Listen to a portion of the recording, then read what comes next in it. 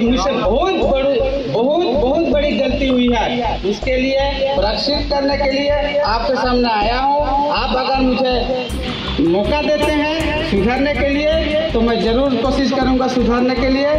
आज हम बात करेंगे झारखंड के एक ऐसे शख्स की जिसका नाम कभी नक्सलवाद का पर्याय था और जिसके अतीत के काले कारनामे आज भी सवाल खड़े करते हैं। जी हाँ, कुंदन पाहन, एक पूर्व नक्सली जिसे हाल ही में एक बड़े लूटकांड से बरी किया गया है। लेकिन क्या यह फैसला उसके खतरनाक अतीत को धो सकती है?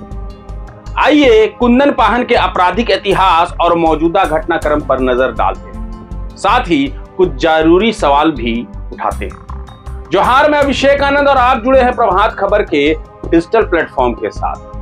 14 मई 2025 को रांची की एक अदालत ने कुंदन पाहन को 17 साल पुराने ICICI ATM कैश वैन लूटकांड में बरी कर दिया। इस मामले में 5 करोड़ 17 लाख रुपए और 1.5 किलो सोना लूटा गया था।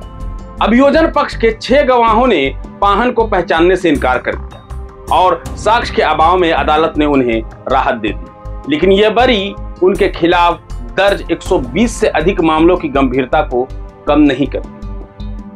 कुंदन पाहन पर हत्या, लूट और नक्सली गतिविधियों के गंभीर आरोप हैं। 2008 में तमाड़ विधायक रमेश सिंह मुंडा की हत्या, DSP प्रमोद कुमार और विशेष शाखा इंस्पेक्टर फ्रांसिस इंदावर की बर्बर हत्या जैसे अपराध उसके नाम से जुड़े हैं। पाहन ने खुद 70 से अधिक मामलों में शामिल होने की बात स्वीकार की है। हमारे पार्टी जिंदगी में जितना भी छोटी से बड़ी घटनाएं घटी है उसमें प्रत्यक्ष रूप से अप्रत्यक्ष रूप से नेतृत्व की जगह से मैं जिम्मेवार हूँ। अब उस जिम्मेवारी को मैं लेने के लिए तैयार हूँ, ले रहा हूँ। उसमें मुझे कोई डर नहीं, डर से नहीं, मैं आत्मग्लानि के साथ कहता हूँ कि मुझसे बहुत बड़ी गलती हुई है। उनके सिर पर कभी 15 लाख रुपए का इनाम था और वो CPI माओवादी के झारखंड क्षेत्रीय समिति का सचिव और कमांडर था। खूंटी, तोरपा, तमाड़ जैसे इलाकों में उसका आतंक इस कदर था कि लोग उसके नाम से भी कांपते थे।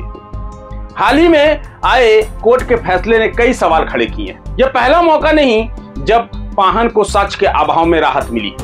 इस मामले में पहले भी 2 अन्य आरोपी संतोष उर्फ मंटू मुंडा और गोवर्धन मुंडा क्रमशः 2016 और 18 में बरी हो चुका है। सवाल यह है कि इतने हाई प्रोफाइल मामले में साक्ष्य क्यों नहीं जुटाए जा सकते?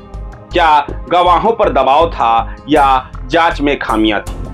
यह बरी पाहन के लिए कानूनी राहत हो सकती है, लेकिन क्या यह उन पीड़ित परिवारों को न्याय दे पाएगी जिन्होंने अपनों को खोया है?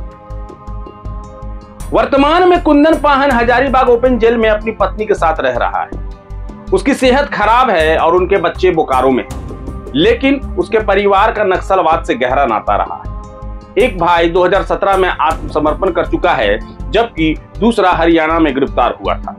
यह सवाल उठाता है कि क्या पाहन जैसे लोग वाकई मुख्य धारा में लौट सकते हैं या उनका अतीत हमेशा खतरे की घंटी बजा देगा? पाहन का अतीत सिर्फ अपराधों तक सीमित नहीं है। उनके राजनेताओं, ठेकेदारों और व्यवसायियों से कथित रिश्तों ने हमेशा विवाद खड़ा किया है। 2019 में जेल में रहते हुए पाहन ने तमाड़ सीट से विधानसभा चुनाव लड़ने की इच्छा जाहिर की थी। यह उनके क्षेत्र में प्रभाव और राजनीतिक महत्वाकांक्षा को दर्शाता है। क्या यह नक्सलवाद और राजनीति के बीच संदिग्ध गठजोड़ को उजागर तो नहीं करता? कुंदन पाहन की बरी ने एक बार फिर झारखंड में नक्सलवाद और न्याय व्यवस्था पर सवाल खड़े किए।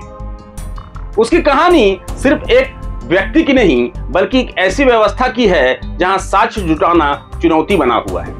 क्या पाहन जैसे लोग समाज के लिए खतरा हैं या उन्हें पुनर्वास का मौका मिलना चाहिए?